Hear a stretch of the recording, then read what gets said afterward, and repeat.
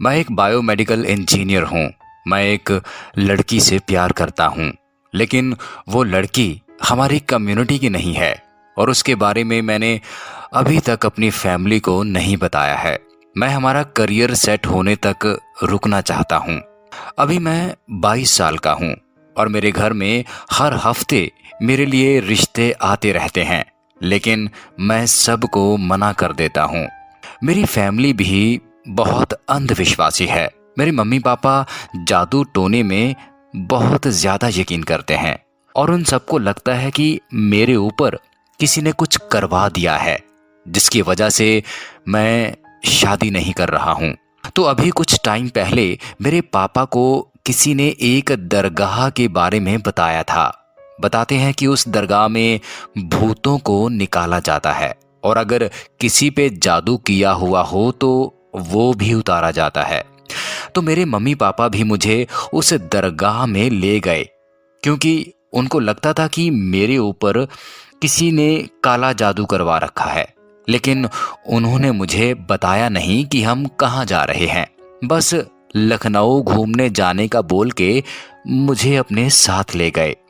हम मुंबई में रहते हैं और 2 दिन कार से ड्राइव करने के बाद हम लखनऊ से 100 किलोमीटर दूर एक गांव में आ गए। उस दरगाह को कि चोचा शरीफ बोला जाता है। मुझे तो ये बात पता थी कि मेरे अंदर कोई भूत नहीं है, ना ही कोई काला जादू मुझ पे हुआ है, इसलिए वहां जाते हुए मुझे तो कोई डर नहीं लग रहा था। लेकिन वहां पहुंच के देखा कि वहां का माहौल बहुत अजीब था। आज 2 साल बाद भी मुझे वो सब बहुत अच्छे से याद आता है। उस दरगाह के चारों तरफ पानी भरा था और उसमें सीढ़ियां बनी हैं जिनसे चलकर लोग दरगाह में आते हैं। वो एक छोटा सा गांव है। हम वहां दोपहर के 3 बजे पहुंच चुके थे। वहां पहुंच के हमने एक छोटे से गेस्ट हाउस में एक रूम ले लिया और फिर कुछ देर रूम पे रुकने के बाद हम पांचों दरगाह के लिए निकल गए। तब तक शाम के 5 बज चुके थे। वहां बताते हैं कि उस दरगाह में दिन में 2 बार बाबा की बैठक लगती है और बैठक के टाइम सब लोग दरगाह में बनी सीढ़ियों पर बैठ जाते हैं। किसी को कुछ नहीं करना होता, बस चुपचाप बैठे रहना होता है। और जब बैठक चल रही हो तो कोई उस पानी में नहीं जा सकता, वहां के फोटो नहीं खींच सकता। इस तरह के वहां और भी कई नियम थे। हम लोग भी वहां बैठे हुए थे। शुरू में तो बहुत अच्छा लग रहा था, लेकिन फिर डर लगने लगा। वहां बैठे लोग अजीब अजीब हरकतें करने लगे, डरावनी आवाजें निकालने लगे। उन लोगों के साथ आए हुए लोग उनको पकड़ते, बांधते, लेकिन फिर भी वो लोग किसी जानवर की तरह भागते और चिल्लाते। इसी बीच मेरे पापा वो सब अपने फोन में रिकॉर्ड करने लगे। लेकिन तभी एक औरत ने जाने कहां से वहां आई और पापा को गालियां देने लगी और धक्का मुक्की करने लगी। वो बहुत गुस्से में थी। उसने कहा कि मुझे बाबा ने भेजा है, तू सारी फोटोज और वीडियोस अभी डिलीट कर दे। हम सब बहुत डर गए। पापा ने जल्दी से वो सारी फोटो और वीडियोस डिलीट कर दिए और उससे माफी मांगने लगे। उसके बाद वो औरत वहां से चली गई। लेकिन उसी वक्त मेरे साथ में बैठी एक औरत खड़ी हो गई और अचानक से झूमने लगी।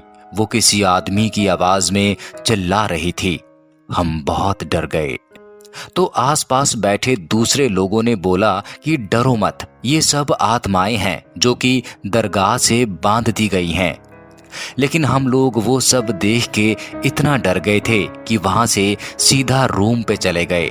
फिर कुछ देर बाद हम लोग खाना खाने के लिए बाहर मार्केट जा रहे थे।